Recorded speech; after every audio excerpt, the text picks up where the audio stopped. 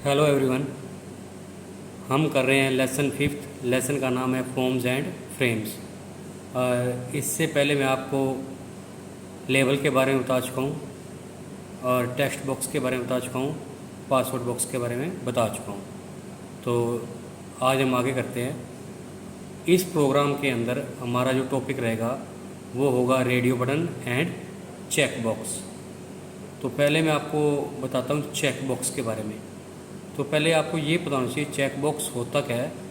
आपको मैं एक प्रोग्राम ओपन करके दिखाता हूँ, उसके अंदर आप देखिएगा चेक बॉक्स होता क्या है।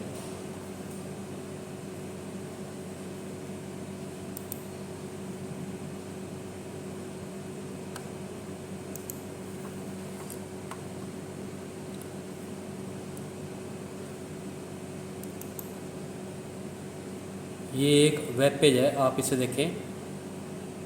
रेस्टोरेंट के बारे में है।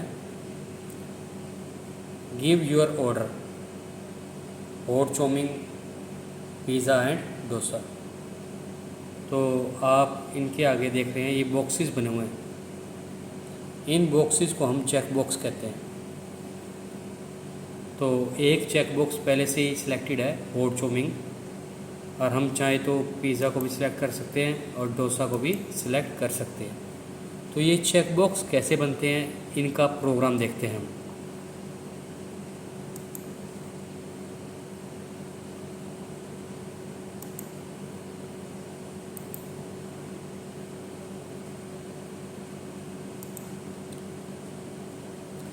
चेक बॉक्स बनाने के लिए ये हमारा प्रोग्राम है।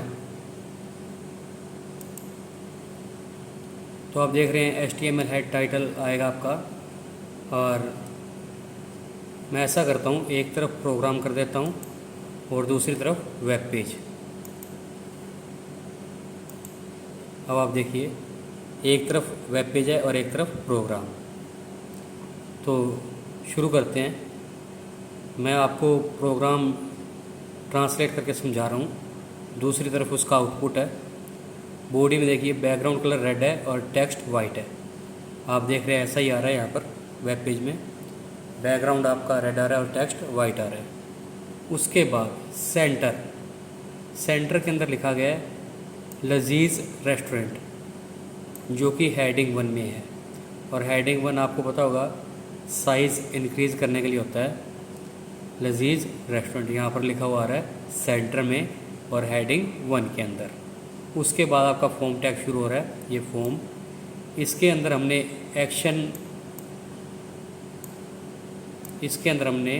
एक्शन एट्रीब्यूट यूज़ नहीं किया है। मैं आपको बता चुका था कि एक्शन के बिना भी हम काम कर सकते हैं, एक्शन और मेथड के बिना, क्योंकि अभी हमने इसको फॉर्म को अपलोड नहीं किया है।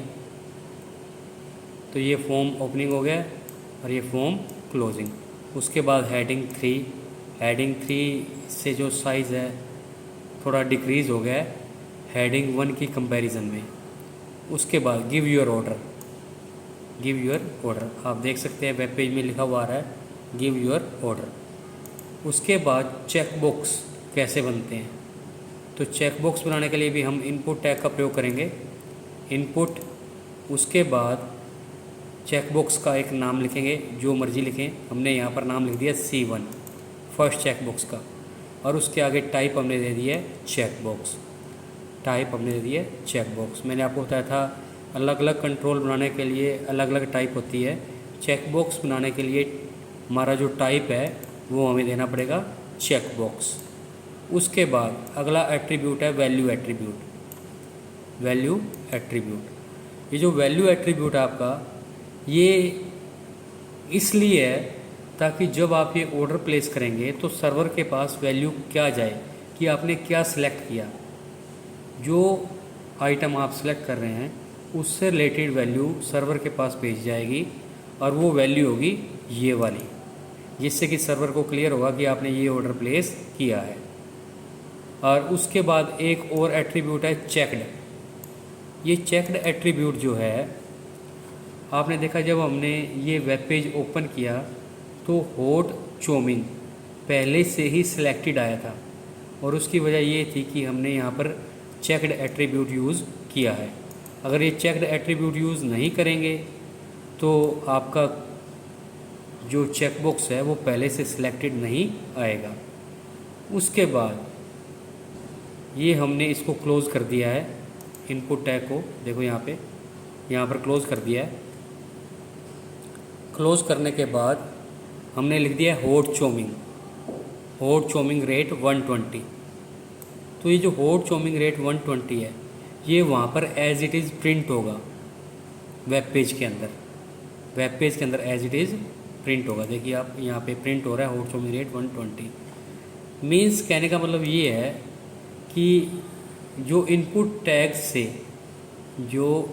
टैग से बाहर आप लिखेंगे यहाँ पर, वो वेब पेज में प्रिंट होगा और ये जो वैल्यू है ये सर्वर के पास सेंड की जाएगी।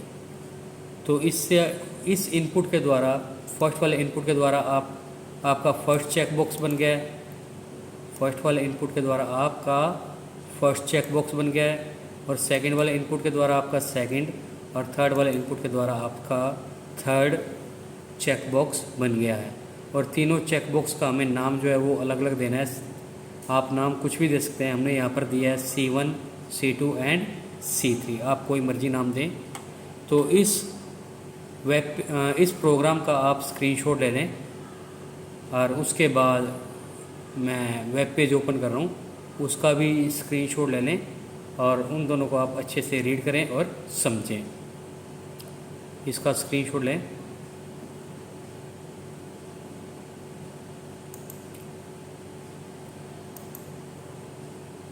वेब पेज का स्क्रीनशॉट ले लें।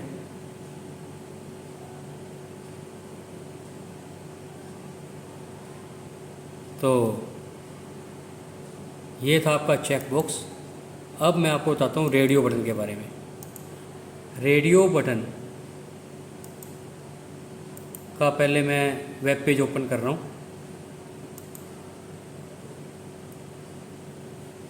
देखिए आप यहाँ पे स्पेसिफाई जेंडर मेल फीमेल।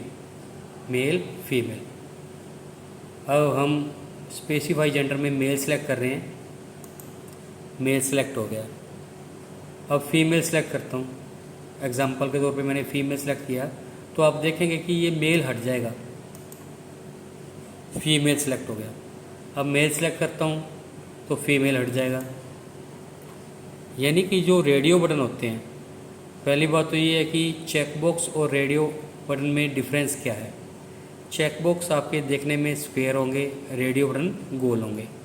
और दूसरा जो मेन डिफरेंस है वो ये है कि चेकबॉक्स का प्रयोग एक से ज़्यादा वैल्यू को सिलेक्ट करने के लिए किया जाता है, जबकि रेडियो बटन का प्रयोग एक ही वैल्यू को सिलेक्ट करने के लिए किया जाता है। जब आपके पास काफ़ी वैल्यूज़ हों और उनमें से आपको एक वैल्यू सेलेक्ट करनी हो तो रेडियो बटन का प्रयोग किया जाएगा। एग्जाम्पल के तौर पर आप देख सकते हैं कि एक टाइम में जो जेंडर होगा मेल होगा या फीमेल होगा। इसी तरह से मान लो आप MCQ क्वेश्चन बनाते हैं तो 4 ऑप्शन होते हैं, उनमें से आपका 4 में से एक ही ऑप्शन सेलेक्ट होता है, उस केस में आप वहाँ पर रेडियो बटन का प्रयोग करेंगे। अब क्वेश्चन ये है कि रेडियो बटन बनते कैसे हैं, तो रेडियो बटन का मैं आपको प्रोग्राम दिखाता हूँ। रेडियो बटन को बनाने का मेथड बिल्कुल आपका चेकबॉक्स की तरह ही है, सिर्फ डिफरेंस क्या है, देखो आप, वही आपका HTML head title, specify gender आ गया हेडिंग 3 में, उसके बाद इनपुट टैग से ही आपका रेडियो बटन बनेगा। और इनपुट टैग के टाइप में हमने देना है रेडियो, इनपुट टैग के टाइप में हमने देना है रेडियो, और इसकी वैल्यू दे देंगे मेल। और जो मेन डिफरेंस आपको याद रखना है, सबसे बड़ी बात, कि आप जितने भी रेडियो बटन बनाते हैं उन सब रेडियो बटन का नाम आपको सेम रखना है। जितने भी रेडियो बटन आप बनाते हैं उन सब रेडियो बटन का नाम आपने सेम रखना है। अगर आप सभी रेडियो बटन का नाम अलग अलग रखते हैं तो एक से ज़्यादा रेडियो बटन सेलेक्ट होने शुरू हो जाएंगे। तो आप ये पॉइंट ज़रूर याद रखें, और डिफरेंस भी आ सकता है। इस प्रोग्राम का भी आप स्क्रीनशॉट लें,